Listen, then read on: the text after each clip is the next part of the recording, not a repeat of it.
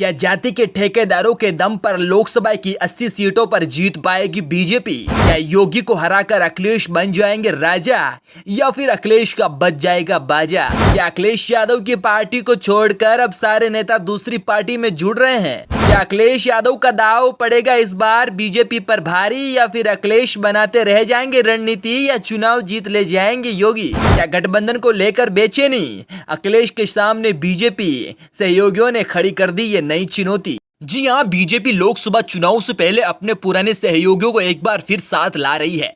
इन पार्टियों को साथ लाकर बीजेपी का मकसद छोटे छोटे पॉकेटों पर अपनी अपनी पकड़ बनाना है, जहां पर जातीय समीकरण प्रभावी है। क्या योगी की रणनीति से अखिलेश यादव को हार का सामना करना पड़ेगा या फिर अखिलेश यादव ऐसा दांव चलेंगे जिससे बीजेपी हार जाएगी? जी हां, 2024 के आने वाले लोकसभा इलेक्शन को लेकर जनता और सभी पार्टियों के मन में कई ऐसे सवाल चल रहे हैं, लेकिन ये मानना होगा कि 2024 के आने वाले इलेक्शन बहुत ही भयंकर होने वाले हैं।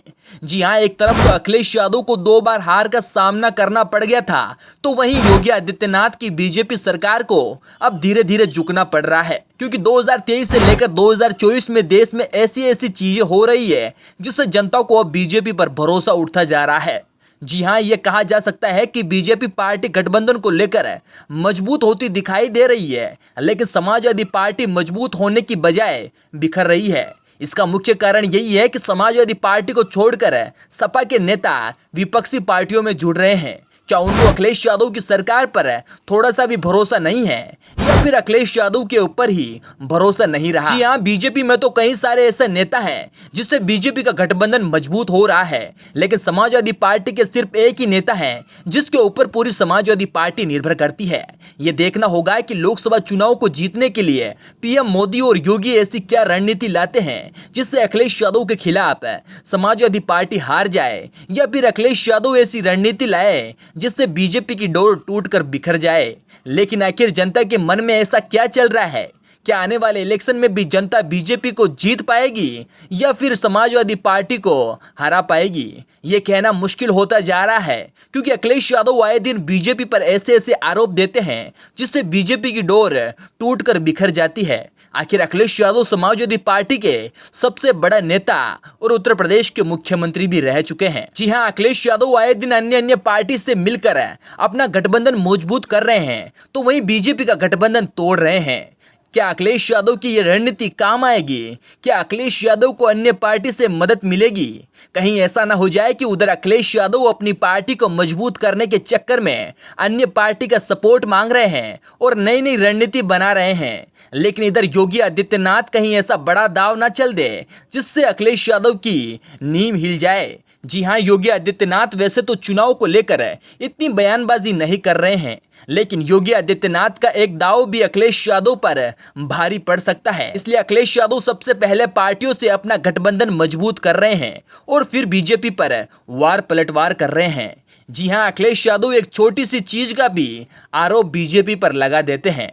क्या इन बयानबाजी से अखिलेश यादव बीजेपी पर भारी पड़ रहे हैं या फिर बीजेपी को इसका थोड़ा सा भी कोई फर्क नहीं पड़ रहा है? जी हाँ, ये बात कहना गलत नहीं होगा कि अखिलेश यादव के बयानों का योगी आदित्यनाथ और पीएम मोदी पर थोड़ा सा भी फर्क पड़ता दिखाई नहीं दे रहा है। अगर इन बयानों का फर्क पड़ता तो योगी आदित्यनाथ और पीएम मोदी अखिलेश के वार का पलटवार करते, लेकिन इसका उल्टा ही हो रहा है। अखिलेश यादव की बातों को नजरअंदाज किया जा रहा है, अखिलेश यादव के बयानों को नजरअंदाज किया जा रहा है, अखिलेश यादव के आरोपों को नजरअंदाज किया जा रहा है। जी हां, अखिलेश यादव की बात तक नहीं सुन रही है बीजेपी, क्योंकि बीजेपी को पता है कि देश की आर्थिक व्यवस्था कैसी चलती है, देश की हालत कैसे सुधारी जा सकती है।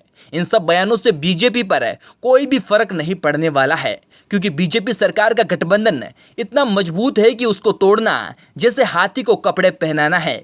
जी हां, हाथी कपड़े पहन भी ले, लेकिन बीजेपी सरकार के गठबंधन को हिलाना बहुत ही मुश्किल है। जी हां, समाजवादी पार्टी के अध्यक्ष अखिलेश यादव अक्सर तमाम मुद्दों को लेकर प्रदेश की योगी आदित्यनाथ सरकार पर हमला बोलते रहे हैं। आवारा पशुओं का मुद्दा हो या फिर स्वास्थ्य व्यवस्था के खस्ता हाल, सीएम योगी को घेरने का वो कोई भी मौका नहीं छोड़ते हैं। इस बीच सपा अध्यक्ष ने एक बार फिर से भ्रष्टाचार और यूपी में आपराधिक घटनाओं को लेकर हमला बोला है।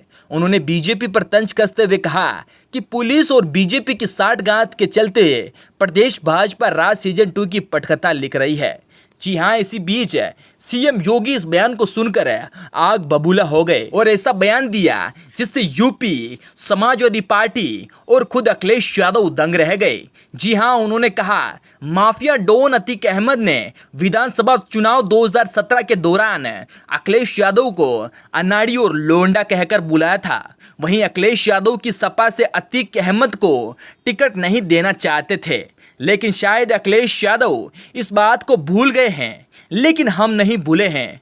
हम आपको तब तक याद दिलाते रहेंगे जब तक आप बीजेपी पर इल्ज़ाम लगाना रुकेंगे नहीं।